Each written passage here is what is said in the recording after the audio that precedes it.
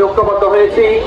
পাশাপাশি ভাবে পশ্চিম আদর্শ লালন করা কিছু ব্যক্তি, যারা সরকার নয়, যারা সরকারি দলীয় লোক নয়, যারা বাংলাদেশের কোনো প্রশাসনিক ব্যক্তি নয়, তারা পর্দার আড়ালে বসে বসে বাংলাদেশের ইসলাম পন্থাকে নিয়ন্ত্রণ করার জন্য এবং কুফরি পন্থাকে তারা সমাজের ভিতরে প্রতিষ্ঠা করার জন্য ভিতর থেকে কাজ করে যাচ্ছে, ওই সমস্ত ব্যক্তিদের ব্যাপারে আমরা সোচ্চার করে জানিয়ে দিতে চাই, আমরা বাংলাদেশের জনগণ 24শে গণঅভ্যুত্থানের মাধ্যমে এই বিষয়টি স্পষ্ট করতে পেরেছি।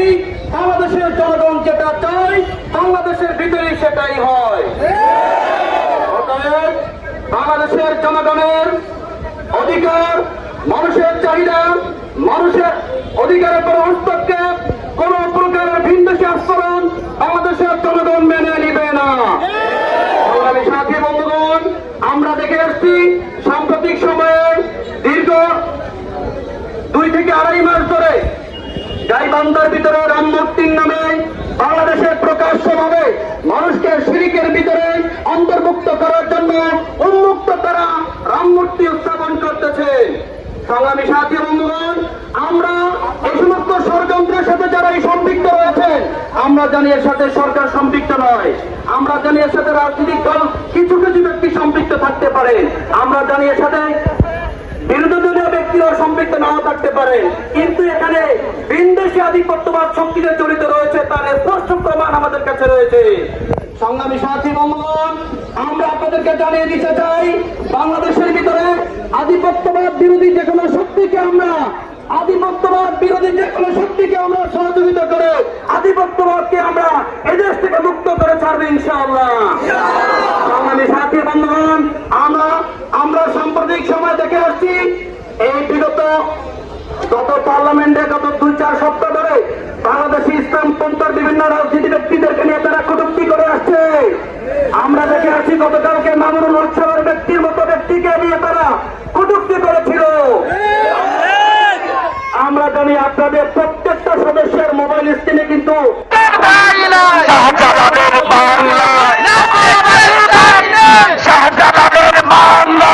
আপনাদের মানিজ্যতের দিকে নিজেদের মানিজ্য ঠিক করে অন্যের মানিজ্য নিয়ে পরে কথা বলিয়ে আমরা দেখে আসছি। সাথে সাথে এর প্রতিবাদ আমাদের বর্তমান রাষ্ট্রপ্রধান করেছেন এবং আমাদের মাননীয় যিনি স্পিকার আছেন তিনি করেছেন।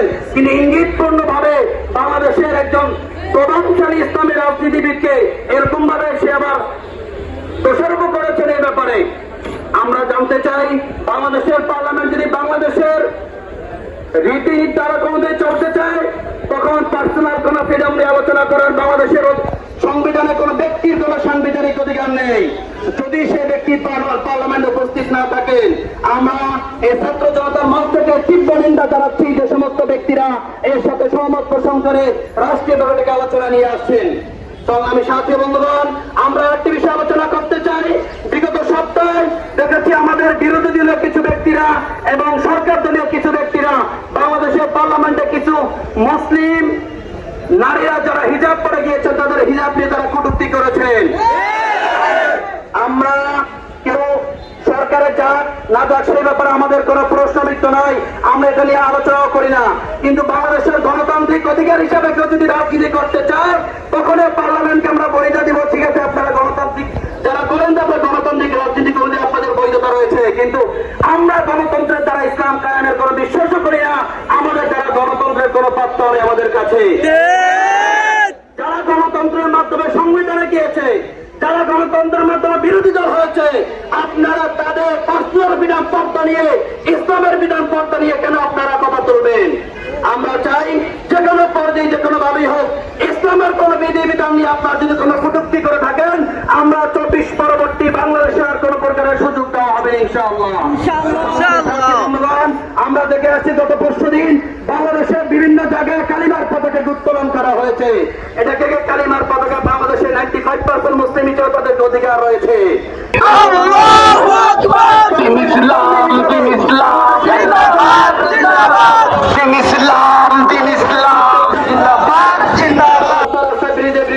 সেখানে আমরা শুধু একটা ব্রিজে কালিমা পতাকা লাগাচ্ছি, এর প্রতিবাদ কারা করছে? আমরা চাই সরকারকে আপনি এ ব্যাপারে তদন্ত করুন। বাংলাদেশের ভিতরে আপনাদের অস্থিতিশীল পরিস্থিতি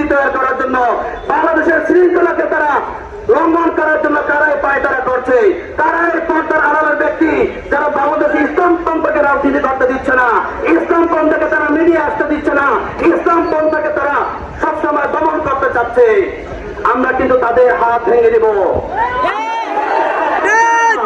আমরা ইসলাম বিদ্বেষী যখন শক্তি রয়েছে প্রত্যেক শক্তিকে আমরা সচ্চার করে দিতে চাই। আপনারা আপনাদের অধিকার নিয়ে থাকেন, আপনাদেরকে বাংলাদেশে 95% মুসলমানের ভিতরে আপনাদেরকে যে পরিমাণ অধিকার দেওয়া হয়েছে আপনারা তার চেয়ে বেশি আমাদের উপরে হস্তক্ষেপ করতেছেন।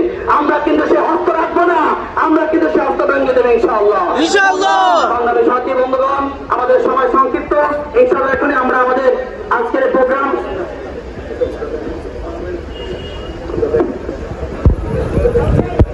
আমরা এখান থেকে আমাদের আজকের কর্মসূচি বিক্ষোভ মিছিল হবে ইনশাআল্লাহ।